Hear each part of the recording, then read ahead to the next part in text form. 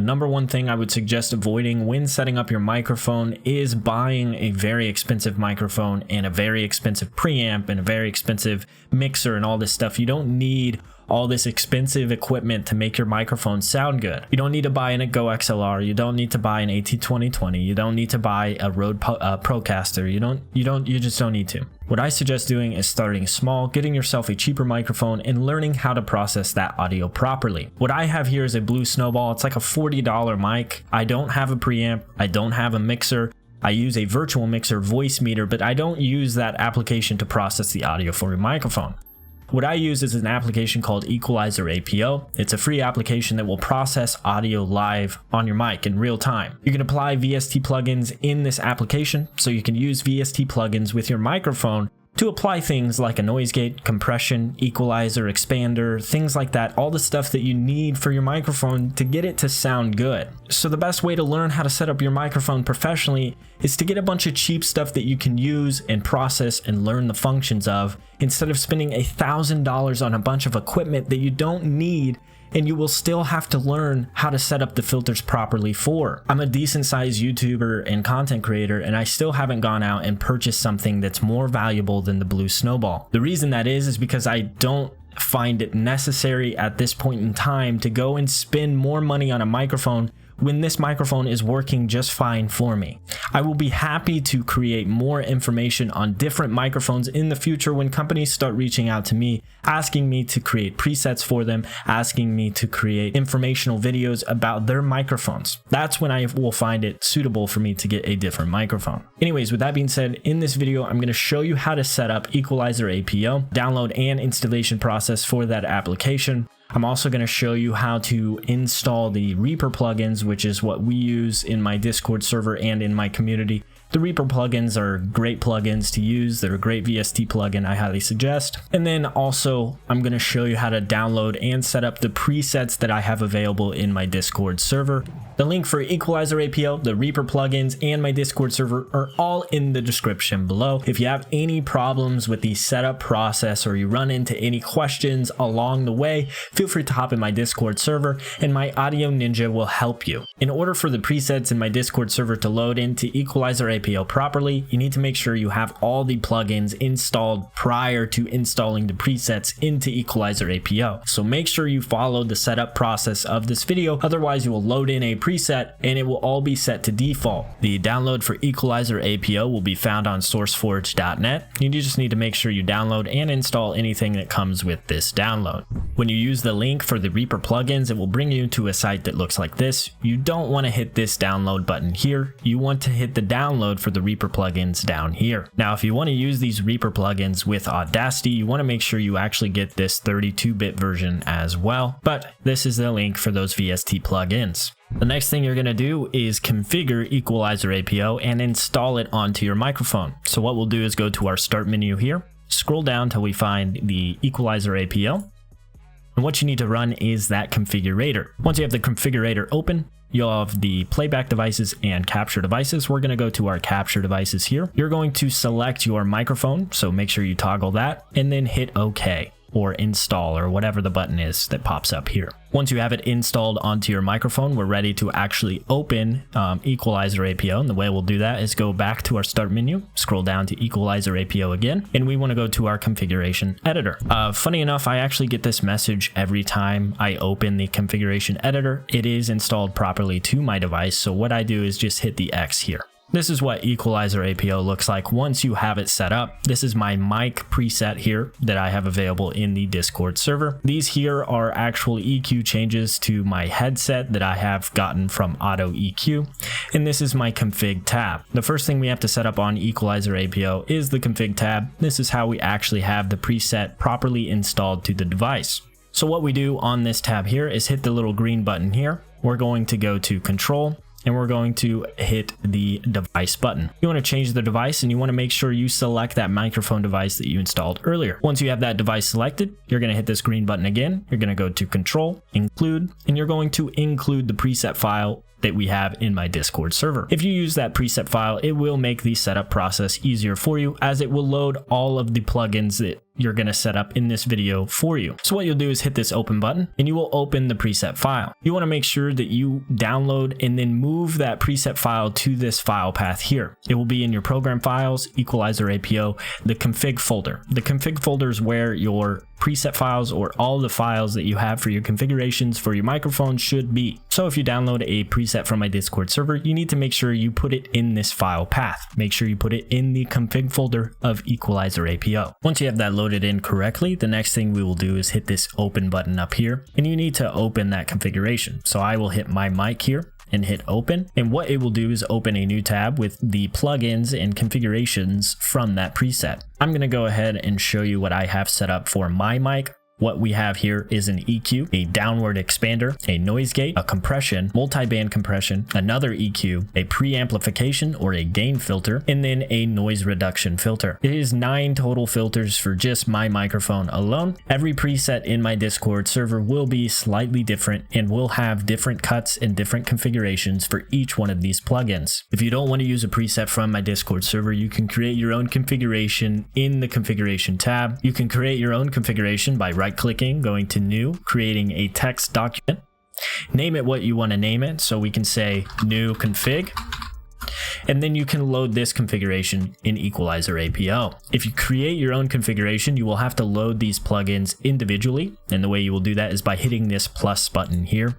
You have a lot of the basic filters that are already on Equalizer APO. Where you will find the VST plugins is from the plugins, going to VST plugin. If you open this and then hit the open button here, you will see all of the plugins available for you. You have compression, a control MIDI, a delay, an equalizer, the noise reduction, a noise gate. The AJS is actually filled with all kinds of different plugins. You have the restream and then multi-band compression. If you need to create a downward expander, you need to use the AJS. If you hit open panel, you go to load, you go to Stillwell, and you will find your expander, your downward expander right here. For my microphone, I almost always set up an EQ for the first plugin. In this EQ, what I do is cut off some of the unnecessary sounds that I don't need coming through on my mic. Most microphones and headsets won't pick up this audio below 50 hertz anyways, same with the opposite end of the spectrum. The way you set this up is this first band here is a high pass filter, and what a high pass band type is going to do is exactly what you're seeing on the screen here. It cuts off the lower end frequencies from the frequency that you have in the configuration. As you can see here, I have it set to 62.3 decibels. The bandwidth is going to set how thick or how thin that band is going to drop off, or how soon it will drop off. The one on the opposite end of the spectrum here is a low pass, which is the opposite of a high pass. It cuts off the higher end of the frequency range. This frequency I have set to 17,000 hertz with a thinner band type. You have multiple different band types that come on an EQ. You have a low shelf, high shelf band, low pass, high pass, all pass, notch, and band pass.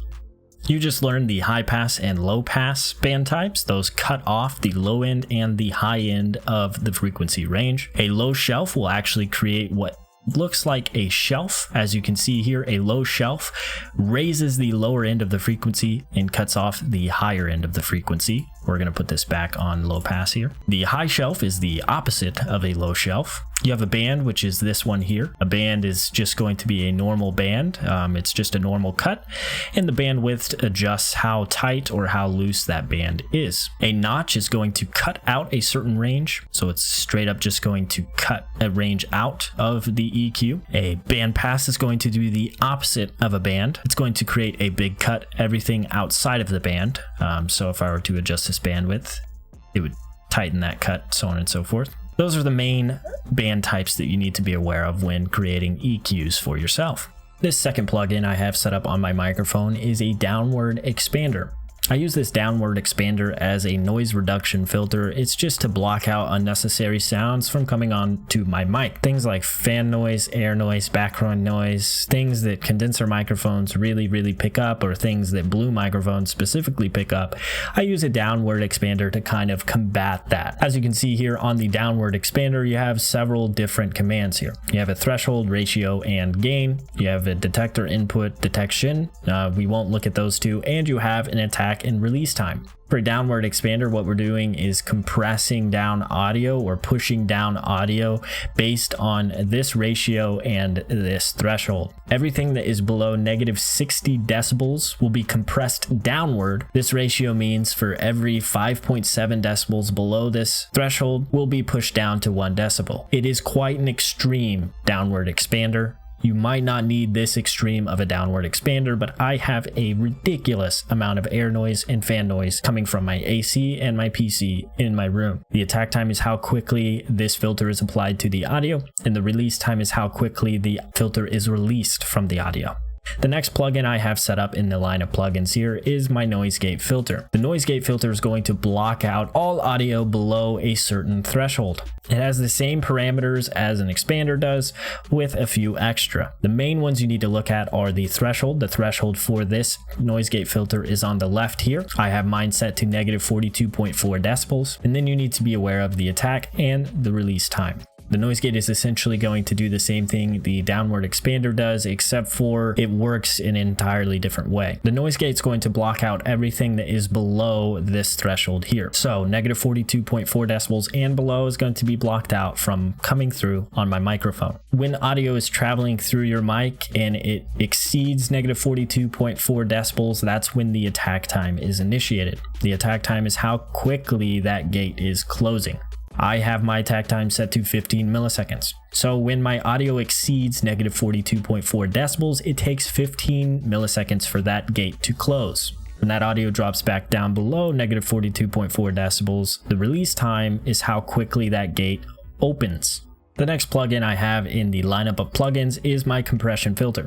Compression is a bit more advanced, and there's tons and tons of different ways that you can apply compression to your microphone. There's not one right way to apply compression, but there are some tricks that work consistently for the majority of everyone. One of those tricks is applying a medium-size compression ratio. Generally, most people are good with a 3:1 or 4:1 ratio. You see that ratio here in this compression plugin here. What compression is going to do is compress down audio, or decrease the dynamic range in your vocal waveform for all the audio that exceeds the threshold that you have set for the compression. So when my audio exceeds the -34 decibels, it begins to get compressed at a 4:1 ratio. Every 4 decibels that exceeds -34 decibels gets compressed down to 1 decibel. So if I'm talking and my microphone hits -30 decibels, it will be compressed down from -30 to -33 decibels. It's compressing that 4 decibels down to 1 decibel. What this does is decreases the dynamic range in your vocals. It is also increasing the lower volumes and decreasing the higher volumes. So it's bringing up low volumes and bringing down high volumes. The attack and the release work the same with the compression filter as the other filters. The attack time is how quickly the compression is applied. The release time is how quickly the compression is released from the audio. You also have a knee size when it comes to compression. There are 2 types of knees with most compression. You have a hard knee and a soft knee.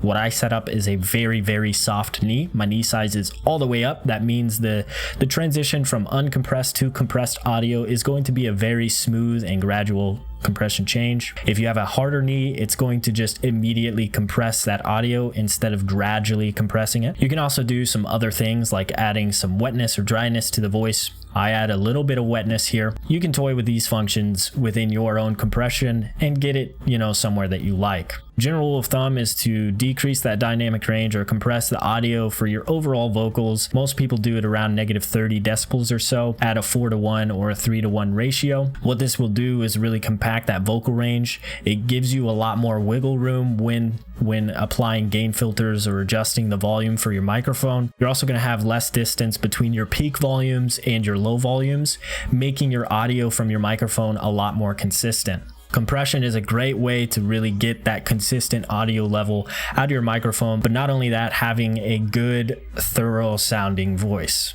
I do something really weird with my setup. I actually have two multi-band compressions. This first multi-band compression is used to get a nice podcasty sound out of my microphone. Multi-band compression is the same exact thing as compression, except for it allows you to adjust specific frequency ranges in your voice. The first band on my multi-band compression is a 0 to 250 Hz frequency range. I have the threshold set to negative 30.9 decibels with a ratio of 3:1. What this is doing is compressing the lower end of my vocal range, and then I also have an auto makeup gain applied to it. So not only is it compressing that audio just a bit more, so what it's doing is bringing down those peak volumes and bringing up those lower volumes, it's increasing the volume back to what it was prior to the compression. What this is doing is essentially increasing the volume of my lower frequency ranges, but in a nice, clean, compressed way. I've also done the same thing with this second band here. From 250 all the way to 24k hertz. This threshold is set at negative 20 decibels with a 3:1 ratio, and I also have the same thing, the auto makeup gain applied to it. After that multi-band compression, I have another multi-band compression. This is for the louder volumes in my voice. I have a multi-band compression with a threshold set to negative 18 on the lower end frequencies at 150 hertz and below. I have the same concept applied as the other multi-band compression with the auto makeup gain on it. The difference between this multi-band compression and the other multi-band compression is I have this one set to a 4:1 ratio, so it's compressing it a lot more than the other multi-band compression. This really tightens up the audio waveform for all the volumes that exceed negative 18 decibels. I've done the same with the higher range frequency on this multi-band compression with the threshold at negative 15 decibels. This specific multi-band compression, after the other two compression has been applied, simply adds more attack, adds more force, adds more intensity to my vocals, and it gives a lot more wiggle room for viewers and for my audience to adjust the volume of my voice so they can hear me clearly at any volume level that they set me on. If you're to decrease the volume level of this YouTube video that you're watching now, you'll notice that my voice doesn't really fade away. It's a nice clear sound all the way through. The same goes for my stream. You're able to turn down the volume of my stream and still hear me clearly. The 3 layers of compression is really making a nice and powerful sound with my voice and making sure that I'm the main focus when it comes to the audio on my streams. After all the compression, I have my main EQ cuts. I have a 14-band EQ. It's quite a complex EQ, but I will show you the main EQ ranges that you need to make note of. Your main vocal range is going to sit around 100 to 250 hertz. This is going to be where most people have their main vocal range. It will vary depending on the voice. Within this range, you have several different things. You have your boom and punch, your warmth and fullness. Your boom and punch is going to sit on the lower end of that range. Your warmth and fullness is going to be on the higher end of that range. That muddiness range can stretch from about 350 all the way to 800 hertz depending on the voice. That honky or nasally sound can be around 450 to 1000 hertz. You'll get a real tinny or metallic sound around that 1000 to 2000 hertz range. A lot of your presence will be found in the 3.5 to 6000 hertz. The sibilants or the S's in your voice can stretch from 4000 all the way to 8000. This really depends on male or female. Males are going to sit on the lower end of the spectrum, while females will sit on the higher end of the spectrum. And then you have a lot of clarity from 6000 to 10,000 hertz, and your air range can stretch from around 13k all the way to 20k hertz. Keep in mind, guys, when you're setting up EQ for yourself, it's a very person by person basis. These frequency ranges that I listed above are simply there to just help you figure out your range in your voice and what to increase, what to boost, and what to cut out of your voice to make it sound better. These are the ranges that generally get cut or boosted when it comes to editing your EQ, but there's a lot of different things that you can do to make your EQ or your voice sound really nice. It's going to take a lot of time and a lot of practice to EQ your voice specifically. The presets in my Discord server are made to just help you or guide you along the way. You're going to have to take time to learn how to EQ for your voice specifically. What I've done for my EQ here is I've put a nice boost where my main vocal range is here, this 7th band at around 124 hertz, and then a nice little boost here as well from 180 hertz all the way to about 250 hertz. What I've done here is cut out some of that muddiness in my voice by just cutting that 350 hertz frequency range, and then I've removed some of that metallic or tinny noise and also some of that honky or nasaliness from my voice by cutting this 1000 hertz frequency range here. I've applied some clarity to my voice by boosting the 3000 hertz range. These two cuts here are sibilance cuts to really reduce the intensity of my S's and my T's, and everything from that point on is boosted to bring a nice presence to my vocals. Last but not least, I have a gain filter applied to my mic just to increase the volume of my mic a little bit. And then last but not least, this is a noise reduction filter. This filter removes all the background noise from my microphone. If I were to disable the downward expander and the noise gate and the noise reduction, you would hear a bunch of background noise coming through my mic. When I enable this, it essentially cuts out a lot of that background noise. I just set this up today. There is a slight ringing to it as you hear in my microphone right now, so I need to make sure I tailor it and get it set up correctly. I'm going to do a full video on setting up this plugin as it's very useful and I think most people will find it useful. I will include this defaulted in all of the presets, and then you'll need to watch the video I make for this video. It's a noise reduction filter. I will link the video that I make in the description when I make it. If after watching this video you still have some questions regarding this setup for you, feel free to hop in my Discord server. We got some pretty smart people in there.